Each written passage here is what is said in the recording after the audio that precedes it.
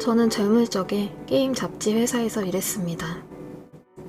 당시에는 게임 업계와의 접점을 지속적으로 이어가고 있었기에 업체 이름 같은 것을 말하기 어려웠지만 지금은 회사 자체도 망했고 시간도 꽤 흘렀으니 이야기를 해보려고 합니다. 그 당시 우리 잡지에는 이른바 비법 코너라는 것이 있었습니다. 당시 우리 회사에서는 정기적으로 게임의 묘수나 버그, 비법 같은 것을 모은 책을 정기적으로 발행하고 있었습니다. 거기에는 최신 게임뿐만 아니라 페미콤이나 메가드라이브, 혹은 그보다 훨씬 마이너하거나 진작에 망해서 사라진 게임의 기술까지 수록하고 있었습니다. 그리고 책에 넣은 비법에 대한 독자 질문은 신인 편집자가 전화로 대답하게 되어 있었습니다. 책에 적혀있는 한 어떤 게임이라도 무조건 대답을 해주는 것이 신조였습니다. 어느 날 평소처럼 독자에게 전화가 걸려왔습니다. 게임은 세가세턴의 고전 강령술, 백물어 정말로 있었던 무서운 이야기. 게임에 들어있는 101번째 괴담을 어떻게 해야 실행할 수 있는지 도저히 모르겠다는 것이었습니다. 아마 그것은 100개의 이야기를 모두 보면 특전으로 딸려 나오는 것이었을 겁니다. 담당자는 그것을 전화로 이야기했지만 전화를 건 독자는 근데 안 나와요. 초판에만 들어있거나 한 거 아니에요? 라고 반문했습니다. 이렇게 되면 실제로 저희가 확인해보는 수밖에 없습니다. 그럼 저희가 확인해볼 테니까 다시 전화 주실 수 있으신가요? 제가 시간이 없어서 그런데 내일까지 좀 부탁드릴게요. 전화를 끊었을 때는 저녁 6시였습니다. 독자는 다음날 오후 4시에 전화를 하기로 했습니다. 게임을 구하고 100화를 모두 플레이한 후 101번째 이야기가 나오는 조건을 확인할 것. 그것을 기사 작성과 더불어서 해내야만 하는 것이었습니다. 다행인지 불행인지 그날은 잡지 마감날이어서 끝날 때까지 아무도 돌아갈 수가 없었습니다. 그 덕에 시간이 나는 사람은 무조건 새 턴을 잡고 게임을 해야만 했습니다. 우선 신인 편집자와 제작팀의 여사원들이 교대로 게임을 플레이하게 되었습니다. 이야기에 따라서는 게임을 감수한 이나가와 준지씨가 직접 나와서 이야기를 읽어주기도 하기 때문에 플레이를 하는 사람은 방해가 되지 않도록 이어폰을 끼고 했습니다. 무서운 것을 싫어하거나 흥미가 없는 사람은 내용을 읽지도 않고 버튼만 누를 뿐이었지만 이따금씩 흥미를 가지고 이야기를 읽어나가는 나 같은 사람도 있었습니다. 어느덧 밤이 깊어서 새벽 4시쯤이었습니다. 게임은 약 70화 정도까지 진행된 상태였습니다. 시간이 이쯤 되면 자기 기사를 마감한 뒤 그대로 책상에 엎어지거나 숙직실에서 잠을 청하는 사람들이 나옵니다.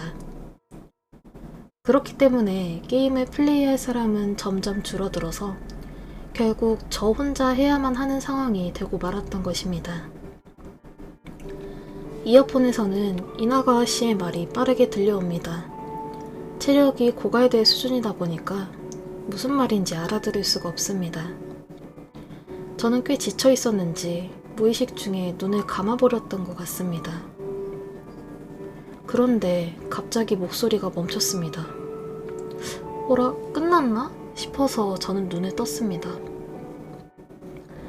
이야기가 끝난 것이라면 하나씩 불이 꺼지는 100개의 양초가 있는 타이틀 화면이 보일 터였습니다. 그러나 화면에는 다른 것이 나와 있었습니다.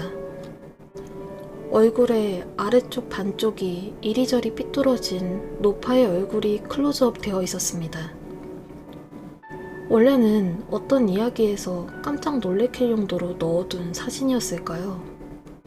크게 입을 벌린 노파가 저를 응시하고 있었습니다. 디스크의 읽기 에러인지도 모릅니다. 화면의 아래쪽은 경련을 하는 것처럼 부들부들 떨리고 거기에 맞춰 노파의 입도 흐물흐물 비뚤어집니다. 이어폰에서는 이나가와 씨의 목소리가 울려 퍼집니다.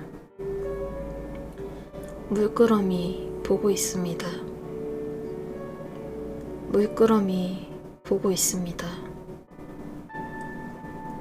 물끄러미 보고 있습니다. 그 부분만이 반복 재생됐습니다. 묘하게 느린 목소리가 더 무서웠습니다. 게임이 오류를 내는 일은 종종 있지만 이런 에러는 처음이었습니다. 이윽고 반복되던 이나가와 씨의 목소리에 지직대는 잡음이 섞이기 시작했습니다. 게임기는 디스크를 읽어드리려 하는지 윙윙거리고 있었습니다. 세이브를 안 한 진행분이 아깝다는 생각이 들었지만 저는 너무 무서워서 전원을 끄기 위해 손을 뻗었습니다. 그 순간 이나가와 씨의 목소리가 한순간에 사라지더니 게임의 효과음들이 엉망진창으로 재생되기 시작했습니다. 자동차의 클락션, 바람소리, 까마귀의 울음소리, 흐느낌, 빗소리, 그리고 기분 나쁘게 웃는 소녀의 목소리. 노파의 사진 역시 계속 일그러져서 얼굴 전체가 화면에 덮은 것처럼 길어져 있었습니다. 저는 도저히 버틸 수가 없어서 게임기의 전원 스위치를 눌렀습니다. 게임이 꺼지는 순간 어느 남자의 목소리가 들렸습니다. 늦어. 그런 데이터는 없었을 텐데. 저는 도망치듯 자리에서 일어나 책상에 쓰러져 있던 동료를 흔들어 깨우고 억지로 패드를 넘겼습니다.